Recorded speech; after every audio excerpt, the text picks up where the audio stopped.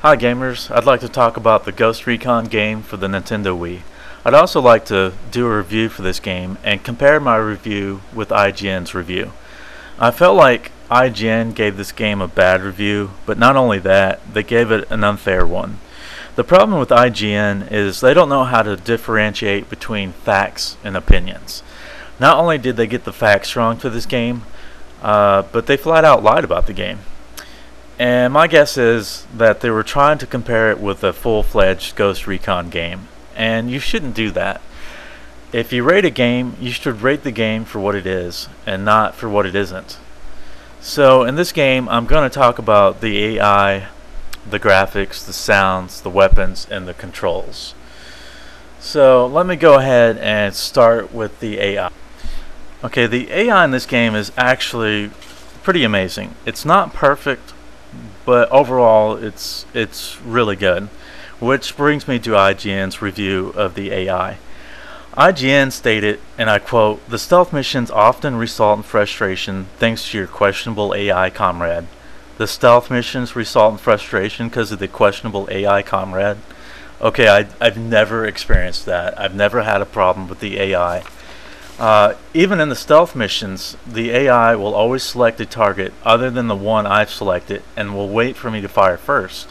You know, this works out great because we're able to take out more enemies this way. And as far as the precision and speed goes of the AI always gets more headshots even at a long distance, never gets behind. So it's pretty amazing. Alright, let's talk about the graphics. IGN stated that the graphics were stuck between the PlayStation 1 and the GameCube. Yeah, that to me doesn't make any sense. If you look at the majority of the graphics, you'll see that the character models, the buildings, the tank models, the weapons, all actually look really good. Now, some of the car models, some of the tanks don't look as good, but you don't see those things as often. So the things that you do see often look great, and the things that you don't see that much don't look that good. So despite what IGN said about this game, the graphics are actually on par for any GameCube game or for any Nintendo Wii game for that matter. I mean, like I said, the majority of the graphics are actually pretty amazing. Next, let's talk about the soundtrack and the voice acting for this game. The soundtrack is actually pretty good. The voice acting is okay, but does sound a little cheesy at times, which makes this the weakest part of the game. But most of the acting is done through the cutscenes, so that's, to me, is not such a big deal. The only thing I don't like having to hear is reloading, reloading, reloading. Unfortunately, there's no mute button for this. Last, I would like to talk about the weapons and overall controls, just to wrap things up. You'll have different weapons depending on the circumstances. The first weapon I'd like to talk about is the sniper rifle. The sniper rifle has a scope mechanic that places your telescope sight in the lower left corner of the screen. This is so that the second player's view doesn't get blocked. Which brings me back to IGN's review of this game. IGN stated that the small size of the picture-in-picture display makes it difficult to line up a shot quickly, which exposes your position and leads to trouble. I didn't find this to be true either. I found that if you put your crosshairs on your target, then aim the sniper rifle, the sight of the scope will line up almost perfectly and you can kill your target within seconds.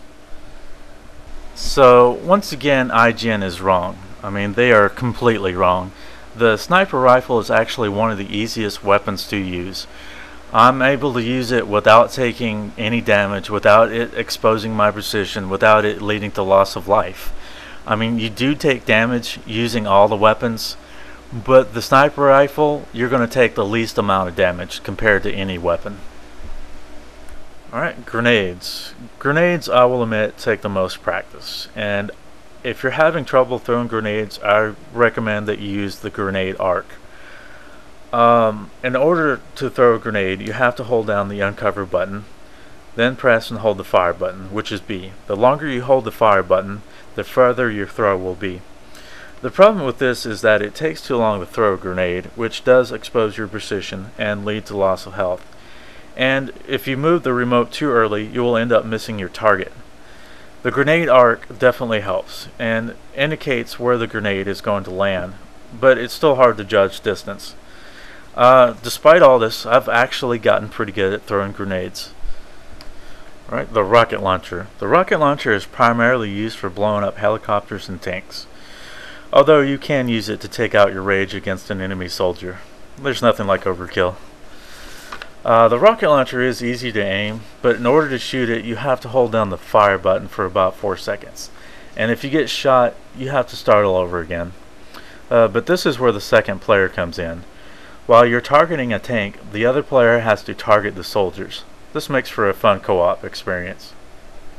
Alright, once again, let me go back to the IGN review of this game. IGN stated that the game had overall bad controls. I'll admit, for an on-rail shooter, the controls are a lot different than most. It's not as simple as pointing at something and shooting. Instead, this game has you changing out weapons, running behind bunkers, sniping out enemies, throwing grenades. You know, I've never really played an on-rail shooters quite like this one. The overall controls are not something that you can pick up right away.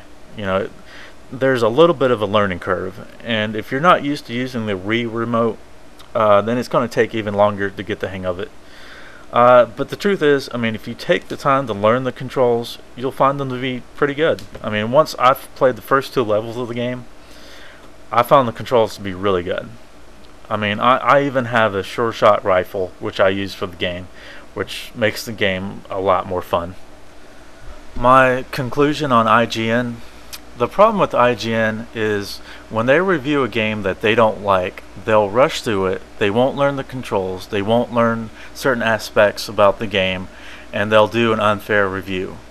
You know, I'm not the only one to say this. A lot of people have been complaining about IGN. So my advice: stay away from IGN. Alright, my conclusion on this game: if you don't like rail shooters, you won't like this game. Or if you like more traditional rail shooters and you don't like the cover-to-cover action, you won't like it. And if you can't get over the fact that it's a completely different Ghost Recon game and not at all like the one on the Xbox, you're definitely not going to like this game. I mean, I really like some of the Tom Clancy games, you know, especially the one on the Xbox. But, you know, if you take this version for what it is, you know, and that's a unique tactical warfare rail shooter, you know, then you can actually have a lot of fun with it. Overall, I would give this game a 6 out of 10 if you're just using a Wii controller and nunchuck. I'd give it a 7 out of 10 if you're using a Wii Sapper, and if you're using something like a sure shot rifle or some kind of rifle, I'd give it an 8 out of 10. You know, that's what light shooters are all about. It's about holding a gun and not using dual analog sticks. But remember, you know, these are just my opinions and my experiences on the game, so please no hate comments.